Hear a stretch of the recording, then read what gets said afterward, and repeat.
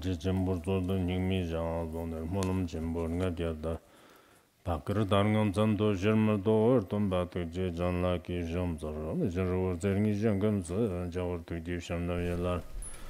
Jigme Phuntsok Rinpoche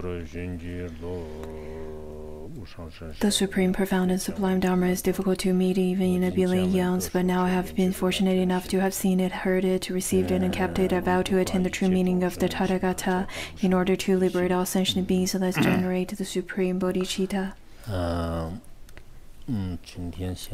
First of all, I will give you the oral transmission of my advice to myself by Patrul Rinpoche.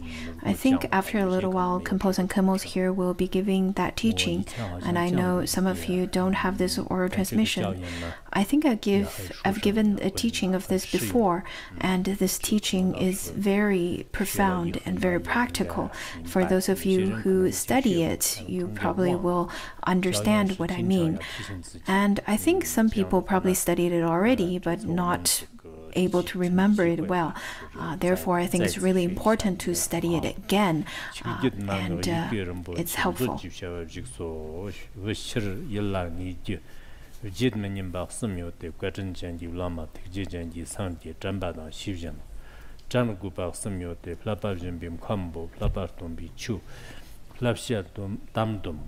Yoduku Baksum, Lina Sim, Marna Li, Simna Lut, Jedna Gavaksum Yote, Trovi Ja, Chabi Yer, Dumganit, Zanda Gavaksum Yote, Six Ka, Sos Ka, Chigbur Lak, Namyang, Sim, Hsan Gubaksum Yote, Ranga Yonda, Janti Tun, Shinshuti, Samlo, Baksum Yote, Lordi, Nimjong, Yurdi Kungum, Charti Gibjur.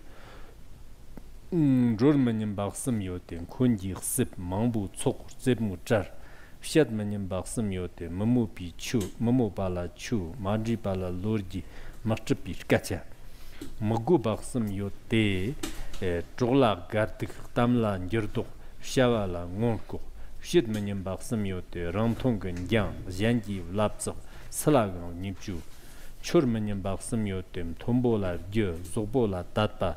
Salaga, Nyangtam, Tagmanim Baksum Yotem, Zimi Li, Chokji Shava, Ranga Yondan, Tanuku Baksum Yote, Tan Chokdantan, Kuyir Dantan, Tam Chokdantan, Kuyir Dantan, Simchu Dantan, Nyanmanim Baksum Yote, Janji Totpa, Aksarti Kacha, Shimiti Kata, Yitir Munmanim Baksum Yote, Shibur Jum, Tombu Tob, Chorur Yan, Htamgi, Mudmanim Baksum Yote, Yerdev Sevi Mer, Janjip Songi Nor, Ranlap Sevi She, Ptodmanim Bakso Yote, Kandit Mambi Mer, Ranton Janji Lemba, Jamshipe Shiba, Ptorman Nikamanim Baksum Yote, Rangan Yemjer, Dimiti Lama, Lar Salagan, De La Soba, Jigyote, Ndorcherna Ti Namia Ranga Ranla Tu, Mabjit Chutan Jitin Nikandrandi, Adamg Sirchig Yan, Shinda Zab. I think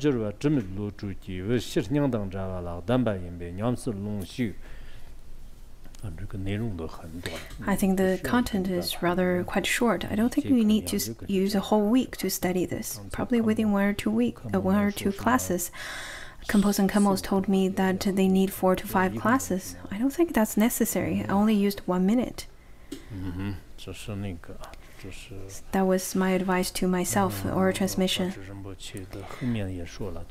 In the last part, it talks about, in fact, this teaching is rather quite profound. And you should not pass it on to others very easily, or give it to others very easily.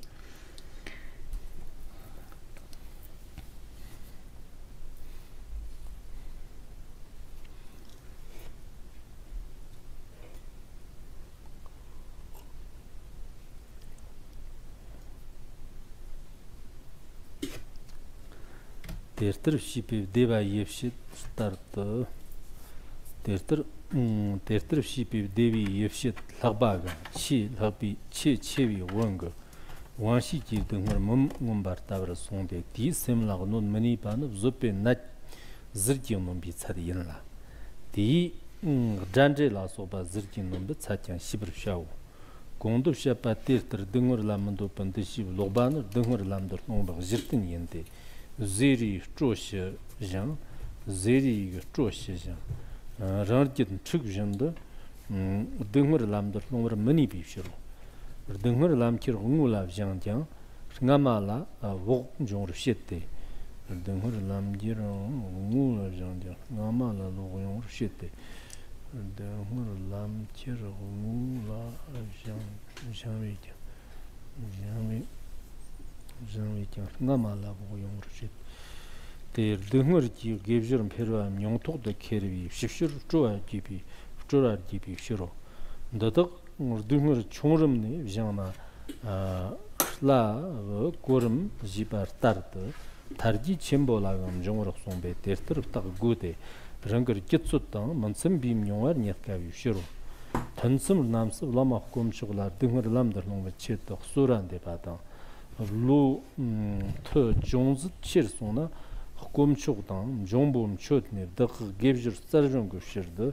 Stingin tongshik ji len churu shajang di namyang gaf chuba dang tsatang dambar shagu.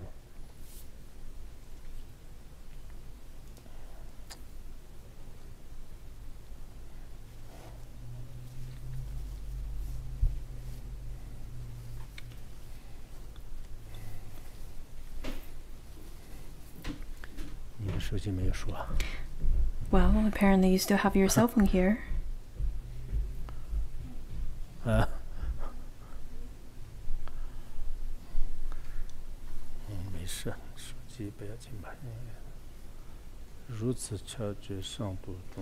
As it is stated that, in fact, there are so many peace instructions like such. At all times, it is the most important to look inwardly to oneself. It applies to relative and the ultimate Dharma. The kind of teaching like this, the unsullied wisdom yogic practitioners gives us teaching for the purpose of taming one's own heart, and this teaching is quite profound, so one should practice it. This is stated in Patrul Rinpoche's teaching, My Advice to Myself. So today let's continue with the teaching on transforming suffering and happiness into enlightenment.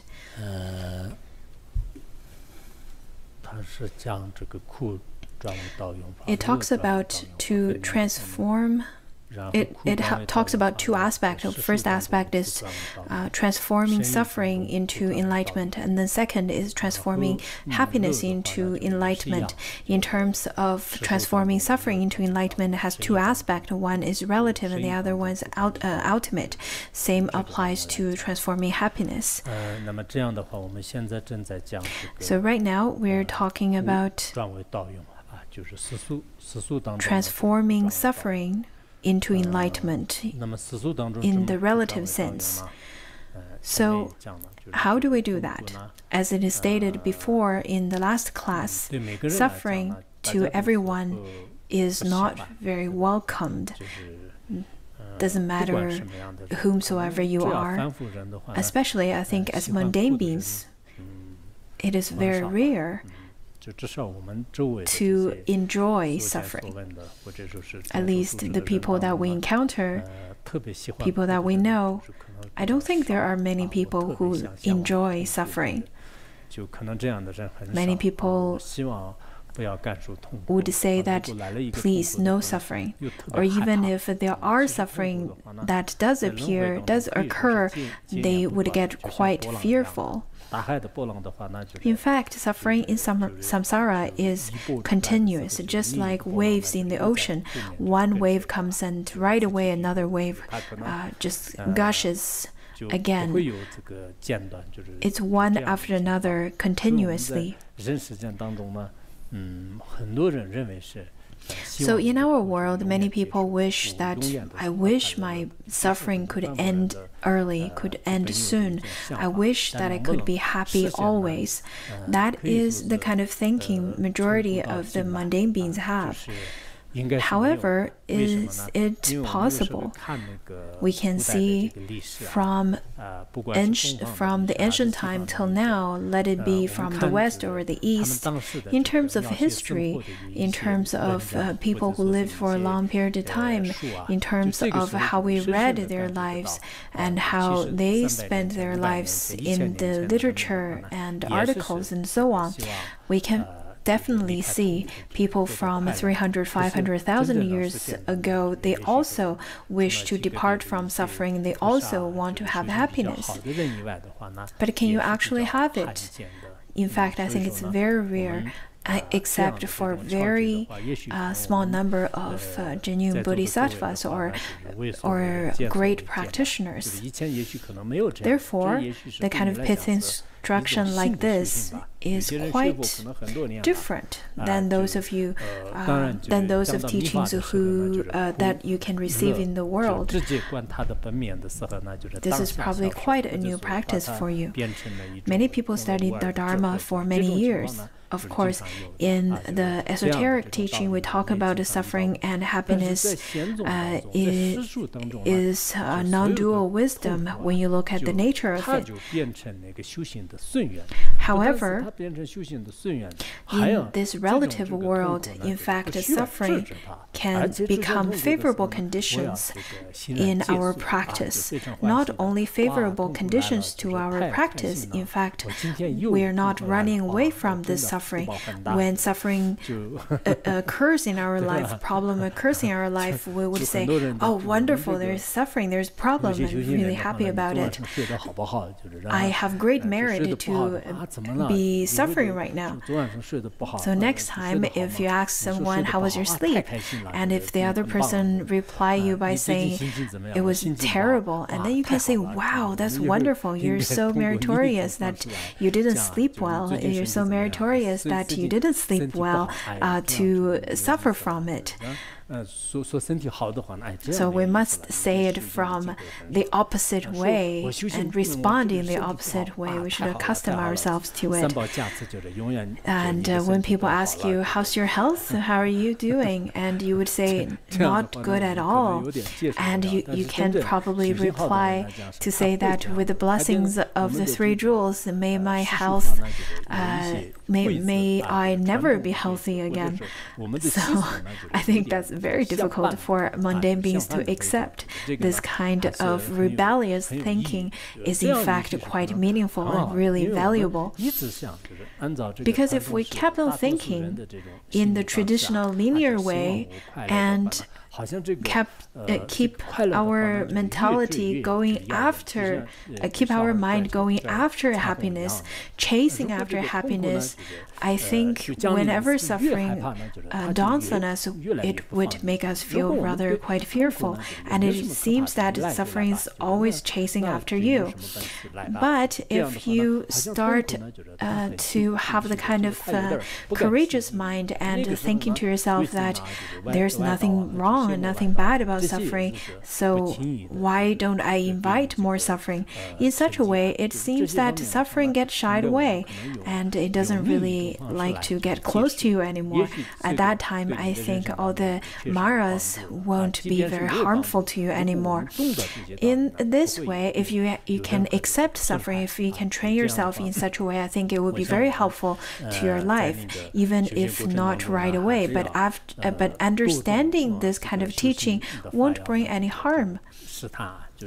Therefore, in our practice, there are so many different, we should try out many different kinds of practices, different kinds of methods in our practice. For example, maybe there are practices that's just not for you, but there are practices that could be very good for you and you can adapt them very easily. So for those kind of teaching, that would be very helpful to you and very easy for you to adapt, then you should treat that kind of method as your deity. I remembered once I met some students who studied abroad in the West, and they told me they studied this particular teaching, and they felt that this teaching is very helpful to them, and therefore they would carry this teaching with them at all times, just like how they would carry their deity with them all the time. I think after we receive the oral transmission as well as the teaching on it, we should carry it with us at all times. We should read over it again and again, familiarize ourselves with the actual teaching, not just the words, but the actual teaching, actual method. In this way, I think it's going to transform your life, and it's going to help your life a lot. And when it is difficult for you to, when the great difficulty comes to you, especially the ones that cannot be faced or cannot be accepted by others, I think as long as you can familiarize yourself with this kind of teaching, it would be rather very easy for you to face great problems. Practitioners, in fact, should have some uncommon pith instructions, and the pith instructions that is difficult to attain by the mundane beings, by non-practitioners. Because if everyone could, if you're practicing whatever everyone's practicing, that is not a pith instruction anymore. If everyone can do it, but you cannot do it, then we should feel quite ashamed of ourselves. After all, we've studied for so long, and we should then carry more pith instructions to practice on us, especially when afflictions dawn on us. So we should have more courage to face it. Otherwise, you only study it, but you only get the merit of studying, but it doesn't really apply to you practically in your life.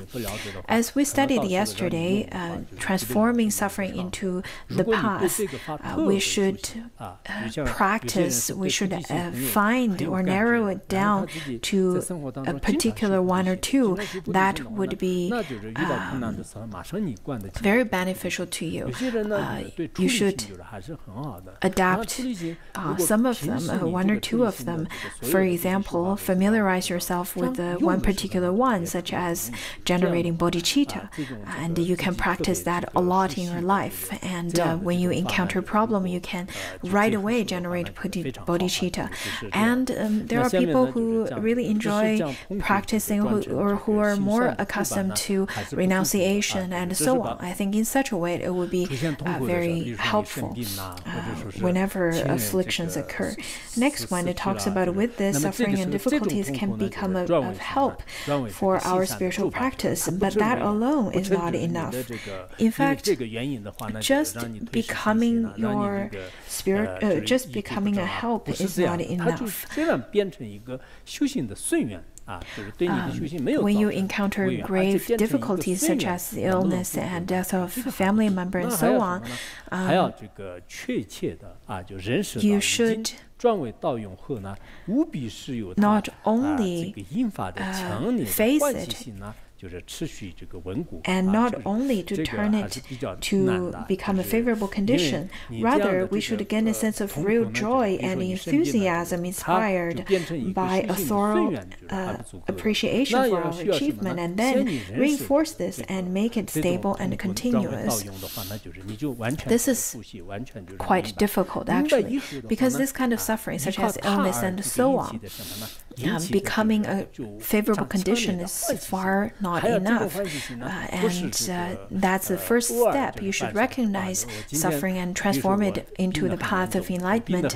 And then you should familiarize it and understand it. And then you should give rise of the attitude of enthusiasm and a continuous appreciation of suffering.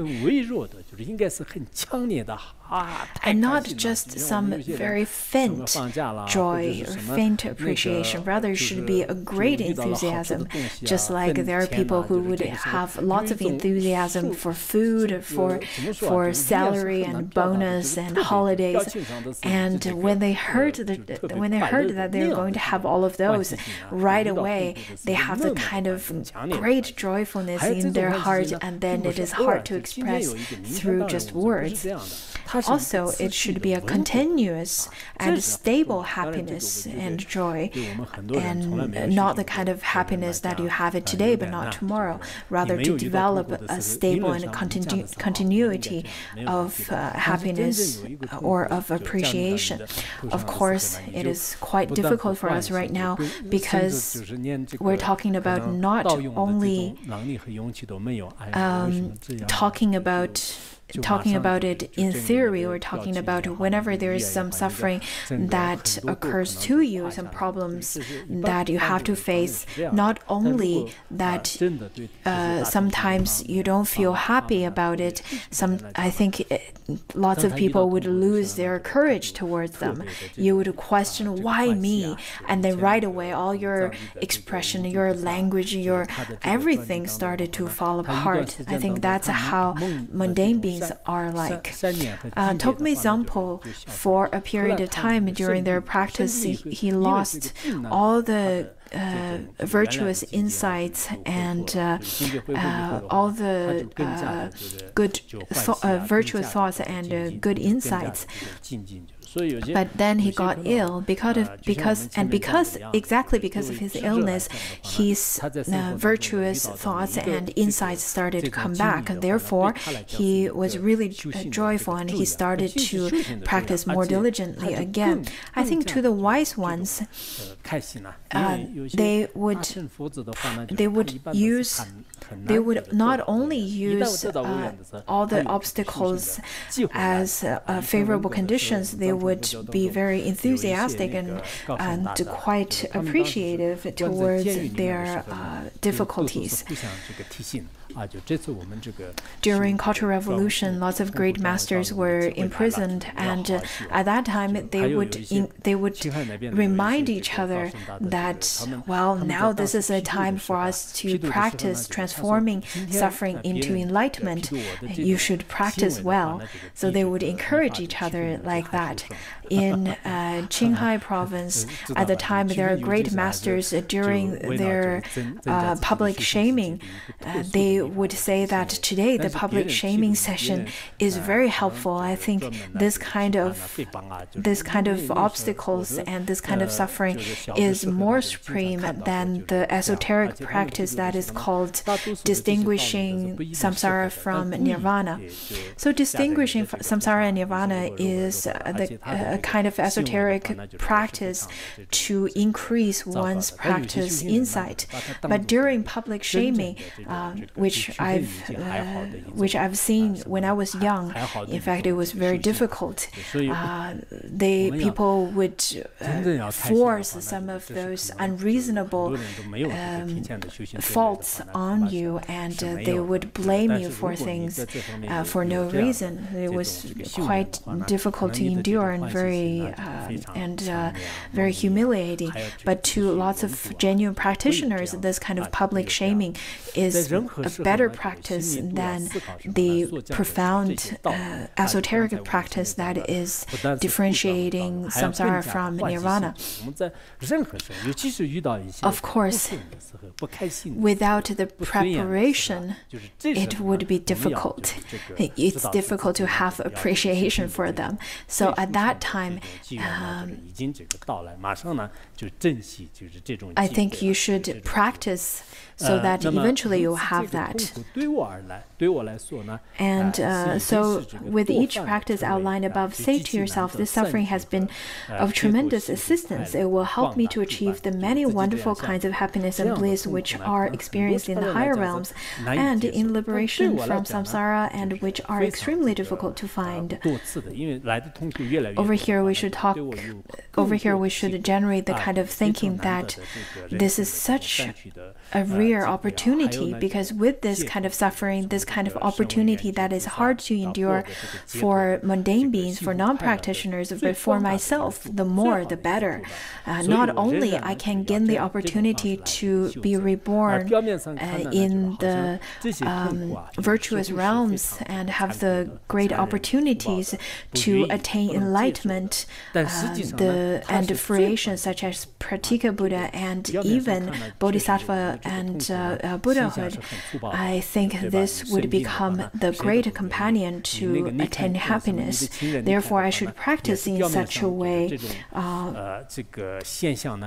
that maybe it looks tough from maybe it looks tough. However difficult the suffering may be, it will always bring me the greatest joy and happiness. Therefore, we should like suffering. We should fall in love with suffering. So when people ask you who you fell in love with, you should say that I love suffering. We should have such kind of rebellious spirit. In fact, we should be happy about it. We should be very joyful about it.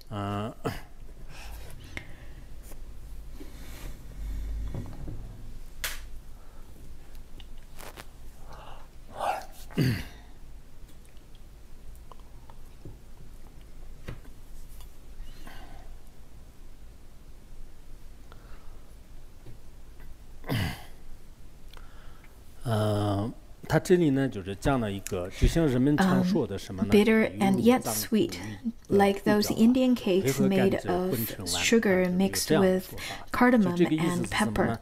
What does that mean? I think over here the cardamom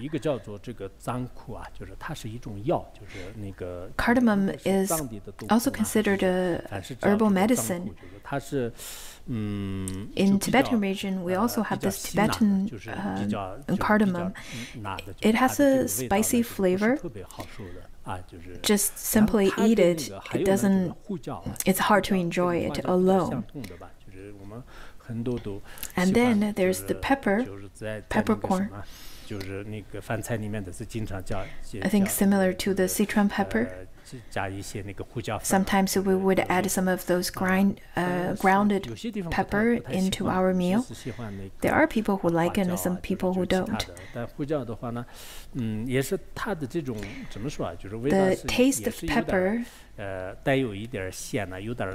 is difficult to describe. It's a little bit spicy too. So if you directly eat pepper, it's very difficult to eat it alone. So let it be cardamom or pepper. To eat it alone is very difficult, especially for people who's not accustomed to it, who's not familiar with the taste.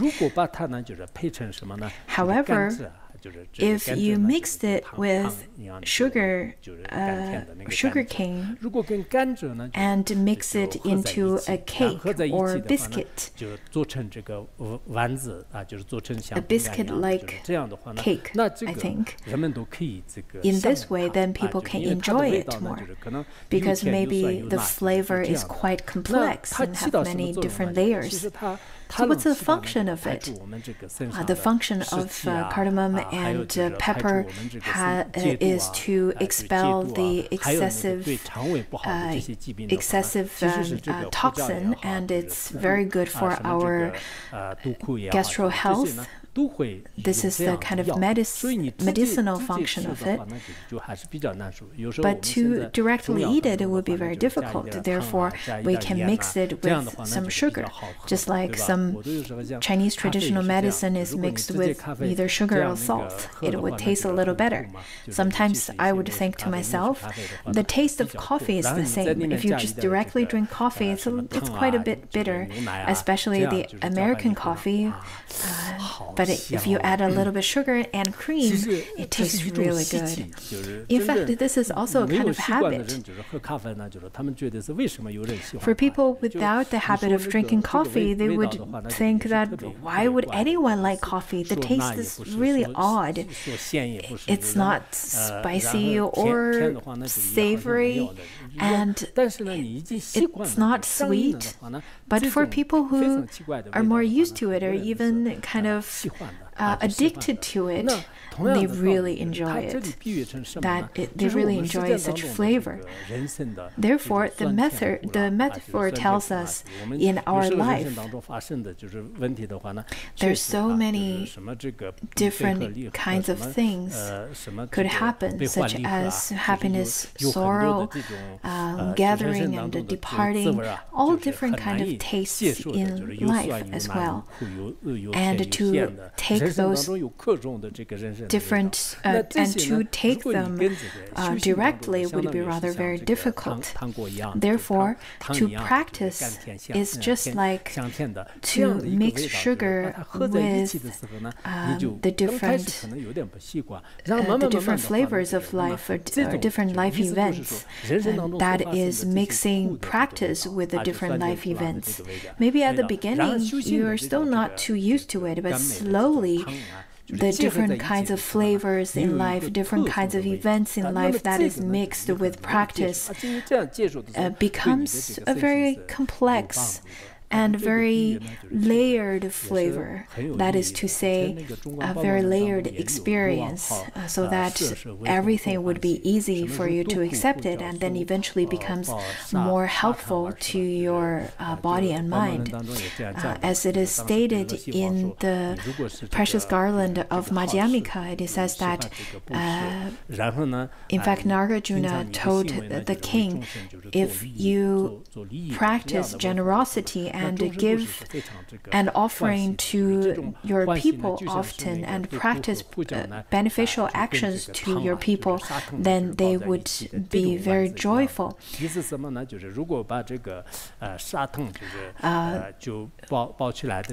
Which means this kind of action are just like the sugar.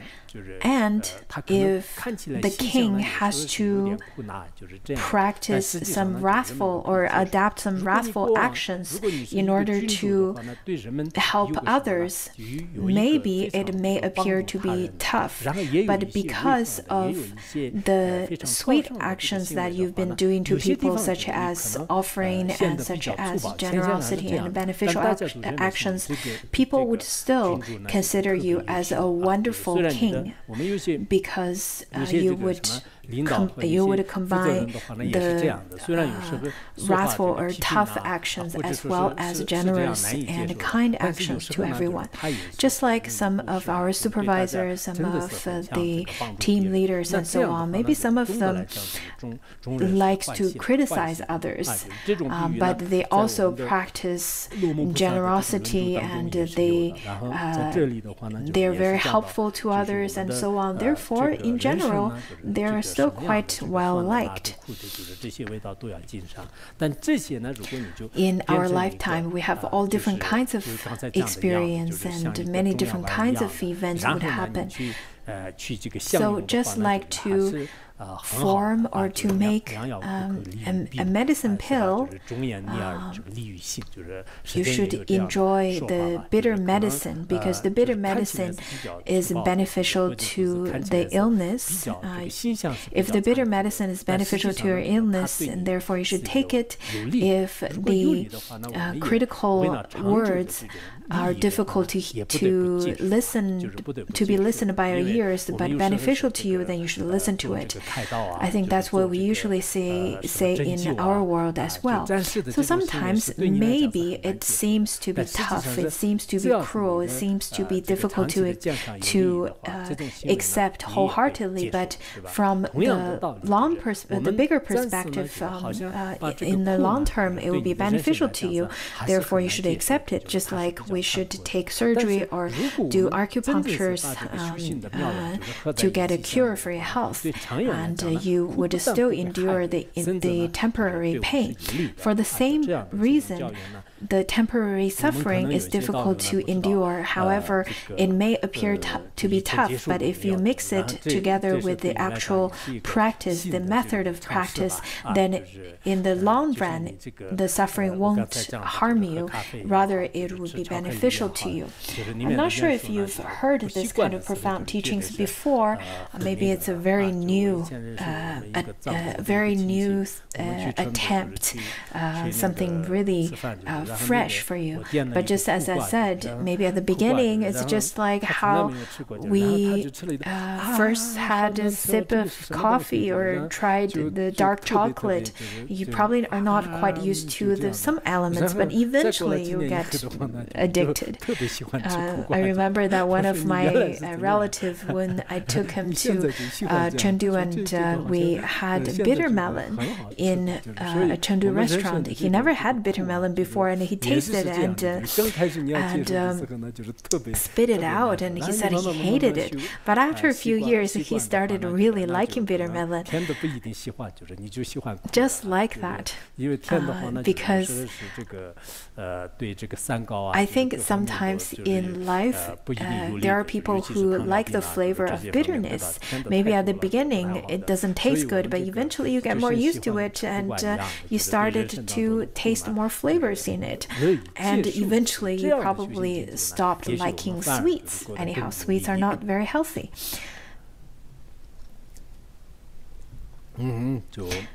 So just like that, that's the kind of practice we should adapt. We should joyfully uptake the suffering. Following this line, follow this line of thought over and over and very thoroughly, and get used to the happiness, the happy state of mind that it brings. So we should familiarize ourselves with this contemplation. I think majority of time, in fact, it is really our mind. If someone has a strong intention to practice or to strong intention of enjoying the bitterness, I think that person can definitely put that suffering or bitterness into practice. Just like the suffering, if you have strong faith of the Dharma, maybe at the beginning you will feel a little bit suffering in terms of your body or mind, but you can definitely accept it, even if it's something that is very difficult to endure for the mundane beings. I've read Master Neng Hai's biography. I'm not sure if you've read it. I think it would be really great if you can read his biography. Lots of great masters, such as Master Neng Hai and Master Fa, they all wanted to study in Japan, but then there are some masters told them that in fact the Dharma in Japan is not as good as Tibet. There are so many translated sutras as well as pith instructions. And then Master Neng Hai made the aspiration to study in the Tibetan plateau. Unlike now, at that time, Tibet is not very peaceful. There were so many conflicts, and due to different ethnic as well as political issue. And then he came to the Kham area after many difficulties. There was a great master around the age of 80 whom prostrated all the way from Lhasa to Mount Wutai. He has a great inner realization. And then at that time, he said, because of my age, I think it is best that if you can can go to Lhasa. And it was quite a treacherous road to seek for the genuine Dharma. Unlike practitioners nowadays, they would say that, oh, it's so terrible, I don't have fresh water, I can't buy vegetable.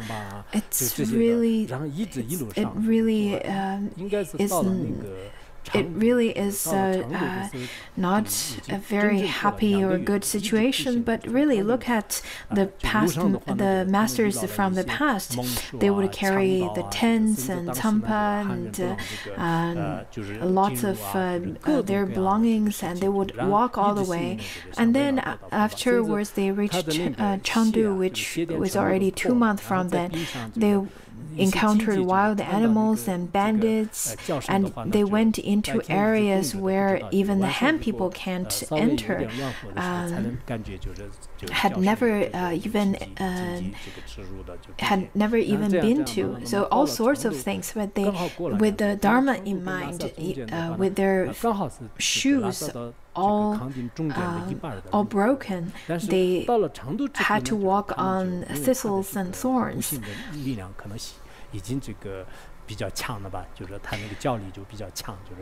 So halfway through, I think maybe they are really quite trained, and they only took about a month from Chengdu to Lhasa. So altogether from Kamaria to Lhasa, it took them 3 months to arrive. That was about 1928.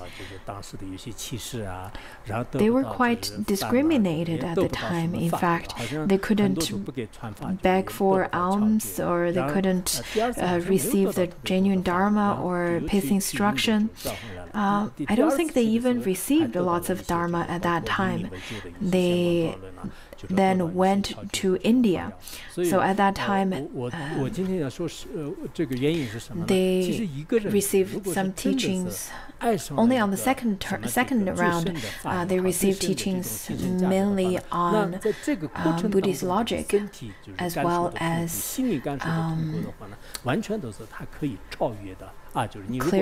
Sutra of Clear Realization.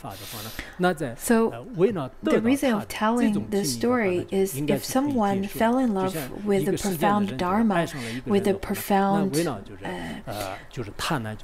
teaching, then throughout the whole process, whatever and however painful it could be in terms of in terms of body and mind, I think they can still transcend that suffering. They can still use that suffering.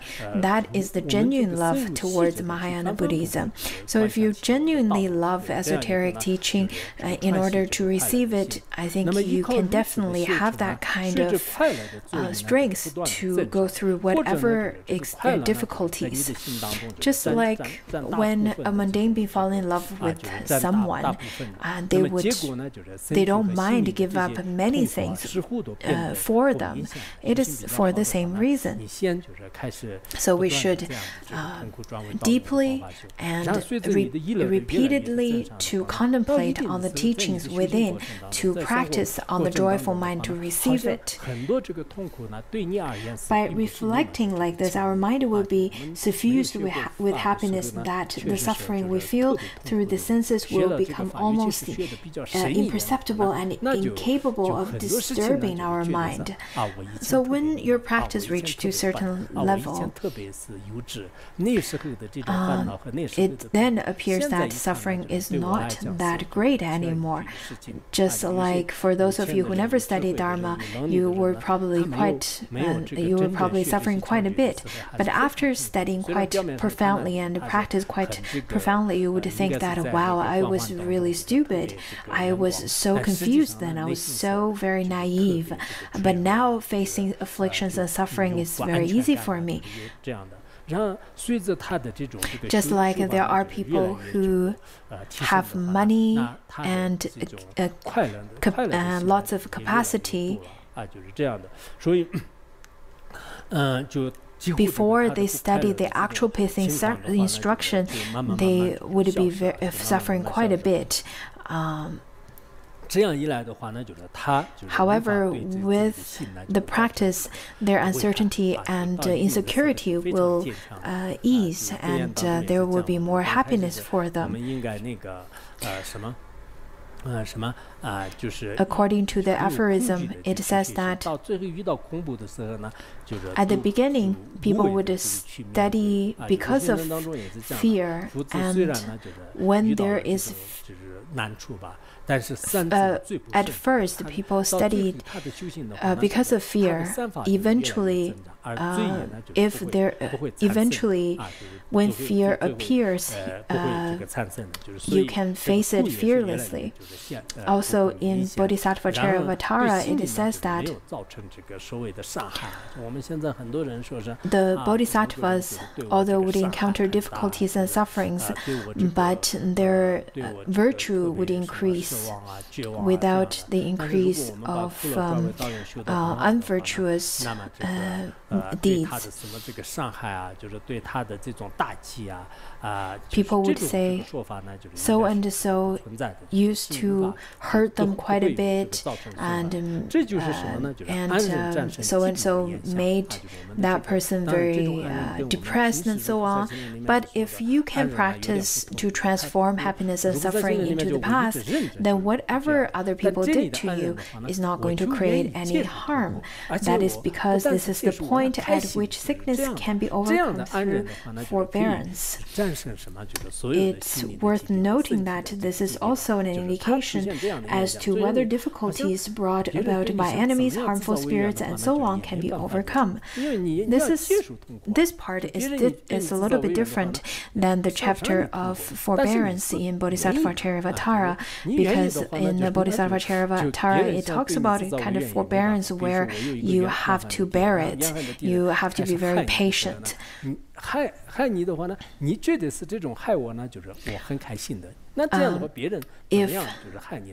I have an enemy at the beginning, when that person started to harm you, would think that, well, this kind of harm brings me joy. If you can contemplate in such a way, how could other people harm you? This is the method that is taught over here in this text. So the previous two methods are different. And same applies to harmful spirits.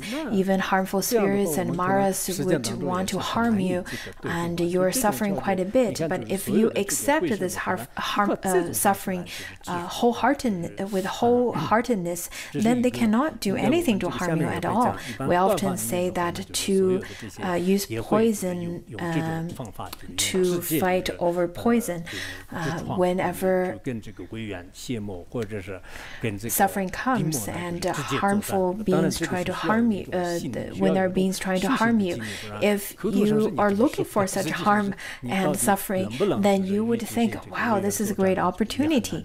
Then in such a way, with such a direct penetration, then the harmful spirits and sickness cannot hurt you at all. Of course, you have to practice it. Otherwise, simply saying it is not going to help you practically. As we have already seen, reversing the attitude of not wanting to suffer is the whole basis for transforming suffering into our spiritual path. To eliminate the kind of thinking of I do not want to suffer, which means that the majority of sentient beings do not want to suffer. They all want happiness, but we need to then eradicate the thinking of I don't want suffering. This is the basis. And over here it talks about 2 points. One is to eradicate the thinking of I don't want to suffer. And the second one is whenever suffering comes, I would be happy.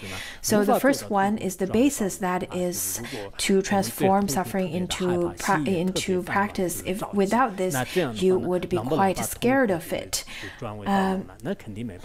This is because we simply won't be able to turn suffering to the path as long as anxiety and irritation continues to eat away at our confidence and disturb our mind. the more we arrive at actually transforming suffering into the path to directly transform it, the more we will enhance and reinforce all our previous practice. This is because our courage and good humor will grow at all the more once we can see from our experience how suffering causes our spiritual practice and qualities to blossom. At the time, without encountering any problems, we could probably never practice. Because when people don't encounter problems or obstacles, they can never be awakened. They would never know what samsara means. They would never know how to practice renunciation. Sometimes I think we really need to be grateful of all the wrong image that is depicted by our media nowadays in terms of how monastics are.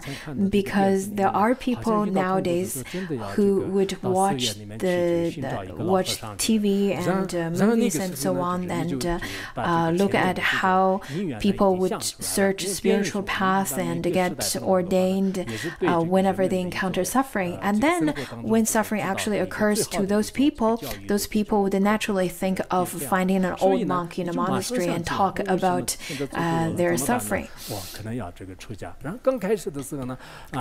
So at the beginning, maybe you really wanted to eliminate suffering, but after hearing the teachings from Dharma teacher, you would think that, oh, maybe this is what I should do in terms, this is what I should do to work with the suffering. And then maybe you can become a great master, a great practitioner, even attain rainbow body in one lifetime. So you never know. I don't think that's the purpose of directors or the screenwriters, but that definitely helps people to step onto the path, onto the virtuous path of practice. So after encountering suffering and problem, your virtuous roots will ever grow. Therefore, you should remember, the more suffering, the more happiness, or the more suffering, the more appreciation. So I think you should remember it. We should have a very different way of looking at suffering. I think we used to think in such a way, the more happiness would encourage you to have more happiness. But today, I'm going to encourage you to think in such a way, the more suffering, the more happiness. The more other people would say that, the happier I would rejoice other people's happiness to gain more merit, but I think you should also rejoice other people's suffering. In this way, we can also enhance our practice as well. It is said that by training gradually with smaller suffering step by step in easy stages, then in the end we'll be able to handle bigger suffering and difficulties too. We must go about it like this because it is extremely difficult to have an experience of something which is beyond our level of capacity. Because maybe at the beginning, if you encounter great difficulties right away, to transform it right away at the very beginning, it will be difficult because your mind stream is not completely trained yet, is not at that level yet. It will be difficult. So at the beginning, maybe you have a little headache, and maybe people slander you or criticize you a bit, and maybe you don't feel very well mentally, emotionally. Then that's the time you should think this kind of suffering is really wonderful. I should accept it with great appreciation and enthusiasm. And after practicing slowly in this way, whatever habit you had built by slowly practicing this way, you can cultivate a new habit. Whatever you familiarize yourself with, would eventually become your great habit. Therefore, you should eradicate the harmful habits at the beginning. That is stated by Bodhisattva Charyavatara. So at the beginning, if you can familiarize yourself with small sufferings, and slowly you will familiarize yourself to face and accept suffering with great appreciation eventually. This kind of education is quite important. This kind of familiarization is very important. At the beginning, of course, it's very difficult because it's very different than how we used to think. It's very different than our habitual ways of thinking. We don't want to have suffering, and we want to have only happiness. So we really need to transcend that kind of habitual thinking. We should accept the suffering, and we should be willing to accept the suffering because it's more valuable to us. I often read the biographies of the previous masters, and I feel quite touched and inspired by them. I remember of reading this biography of Chaklotsawa. This is available in both English as well as in Chinese. But I think the Chinese version is a little bit difficult to understand due to the translation. In terms of the one that is in Tibetan, recently there's a published volume that includes lots of the biographies of previous masters. One of them is Chaklotsawa. His name, another name of his is Dhammaswali. The whole journey of his pursuit of Dharma is quite intriguing. He's a Tibetan monk who went to India and Nepal in 13th century. His biography is quite extensive. He traveled to Nalanda as well as Varna Monastery, as well as lots of monasteries around the Vajra seat. One of the experiences that made the most impression on me was at the time when he went to Nepal. It was during the time of the turbulence created by the Turkic invaders. So he wanted to go, but he was a little bit afraid. So two banditas told him at the time, saying that if you were to go, you should be able to study Dharma and receive lots of Dharma teachings, and the current turbulence won't create life-threatening situations for you. You should be able to come back. And with the auspicious coincidence, he met these two merchants on the way who were sending their relatives' corpse to Ganges, because that was the ritual in India to send the corpse to Ganges, and they feel it was very fortunate and the most important thing to do for the funeral. That's how the Lotsawa went to India. And then, because of the actions, because of lots of the invading from the Kyrgyz troops were destroying lots of the Buddhist sites. So he went to, after arrived in Nalanda, there were about 70 monks there, and one of them were this 90-year-old monk. So after they received the message saying that the Turkic invaders would arrive in Nalanda tomorrow, the day after, all of them then left, except the old monk. And then Chaklotshawa then stayed with the old monk, while the old monk scolded him, saying that, "Why are you so stupid? You must be a Tibetan." And Chaklotshawa said, "No, I'm not going. Even if I die, I will stay with you." After everyone left, then old monk told him, saying that, "Well, it seems that you have a sturdy faith and you are quite a stable person. It really shows your characteristic, your personality. So I still have a way to hide from the Turkic invaders. Why don't you carry me to this Gala shrine that is nearby?" The shrine was discovered by Nagarjuna, and on the second day, he carried the old monk to the Mahakala shrine. After 300 invaders came and destroyed Nalanda, they were able to escape from the invaders safe and sound. It seems that the invaders didn't even see them at all. And then afterwards, the Chaklotshawa were able to receive lots of teachings from this old monk after staying with the old monk for 2 years or so. And every time, whenever he went to the Vajra seat,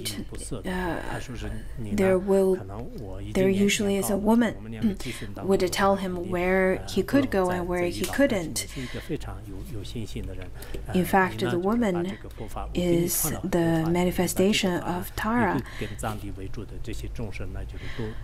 Later on, when he bid farewell to the old monk. The old monk said that, "Since I am already old, I don't think I will be able to see you again in this lifetime. But because of your faith, I entrust you with my teachings, and you should later give this teaching, spread the teaching to the Tibetan people." And then the old monk bid farewell to Chaklotshawa at the shore, and afterwards, Chaklotshawa were able to return to Tibetan plateau and give teachings of his teacher to the Tibetan people. When I read the story of Chaklotshawa, I especially learned about his determination of studying the Dharma without caring too much about his life. Otherwise, I think if we were at his place, I think if we were to uphold the kind of thoughts of touring around the area rather than having genuine faith, I think we won't have that kind of determination to go and to study there. But having such a determination of studying the genuine Dharma, he were able to transform the suffering, the worldly suffering, into happiness and into the motivation, spiritual motivation as well. I think the determination of studying the genuine Dharma is really important. Let it be going to India or going to Tibet or going to anywhere else. This kind of mentality, mindset is quite important. There are so many previous masters who endured the unendurable suffering, such as without food and in extreme weather, in extreme turbulence of threat of the war, and in the threat of poisonous snake and wild animals, vicious animals, and so on. They were able to overcome all of them and receive the genuine Dharma. In order to receive the genuine Dharma, they endured all of them. So whatever turbulence that we're going through right now, we should be happy about them, because not only it could dispel the negative karma that we've accumulated for eons. In fact, in order to receive the Mahayana Dharma, in the process of it, let it be the slandering or criticism, let it be the illness, let it be unhappiness, they are all considered as a way of eliminating the negative karma we've accumulated. Other then otherwise we won't be able to receive all the blessings. So in order to receive such, in order to dispel such kind of, in order to transform the suffering into the path, we should practice supplicating the 3 jewels in between sessions. Pray to the Lama and the 3 jewels so that you may be able to take suffering onto your path. When your mind has grown a little bit stronger, then make suffering to the 3 jewels and to the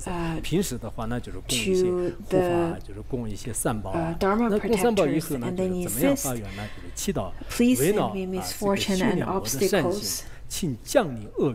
You can even supplicate to the negative forces. You can supplicate to the negative forces in the charnel ground and so forth. And saying that, please send me misfortunes and obstacles so I can work on developing the strength of my practice. I think this is rather very difficult to do. At that time, you are making supplication, please grant me obstacles, please grant me difficulties, please grant me the coronavirus, other than supplicating to the 3 jewels and the Dharma protectors, saying that please do not grant me suffering, don't grant me sickness. So we're thinking really in the reverse way. You are really supplicating for the obstacles. You are supplicating them to receive obstacles. In America, there were some hippies in the 60s or 70s. They were the ones who were quite rebellious to the traditional values. And at that time, the young people felt that kind of rebellious spirit was quite meaningful. In fact, it became quite a cultural phenomenon and got really popular.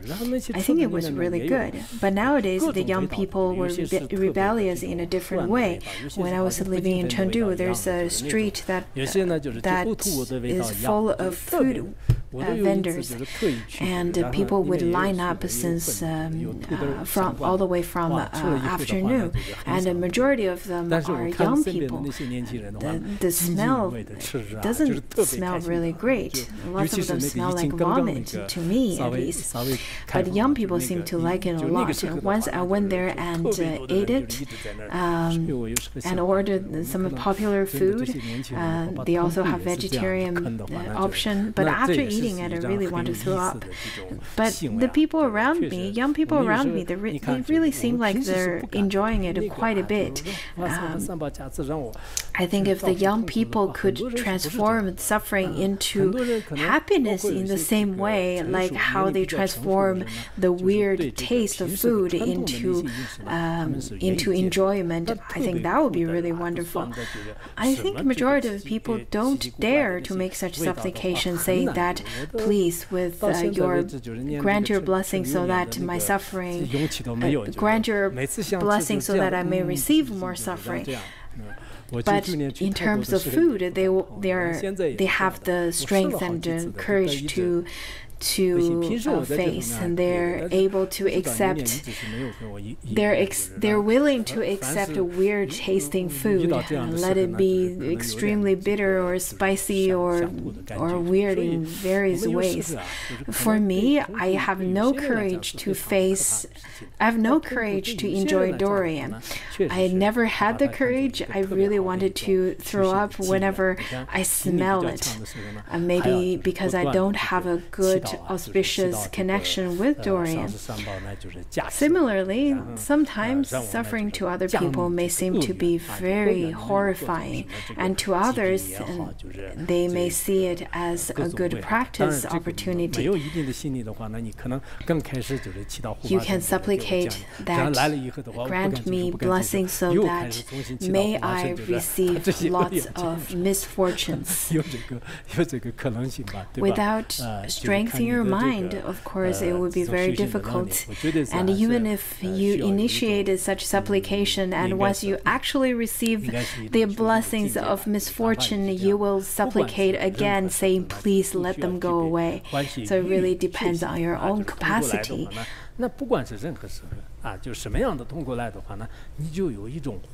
It must be from your own insight and your own realization.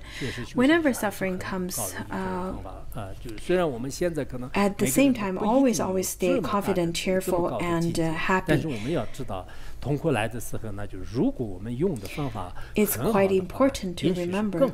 This is one of the difficult and very difficult kind of practice to use in your life. Whatever suffering comes, you should have this cheerful mind. Of course, we probably won't have this high realization right away. However, we can practice in steps. At first, maybe when suffering dawns, you can't accept it at all. But later on, because this is quite useful, and you keep practicing on it, and you will be able to benefit from such kind of practice. I think we should be very confident at it. At least, if you can't be happy about it, at least when suffering comes, don't try to push it away. Don't try to reject it. Don't chant the wrathful mantra and then hong hong pat, and then everything's going, and then visualize everything's eliminated. We should practice according to this method, thinking that all the suffering of all sentient beings should dawn on me, so that I can practice this for them, and practice Tonglen for others. And this is the kind of teaching that we should all contemplate deeply.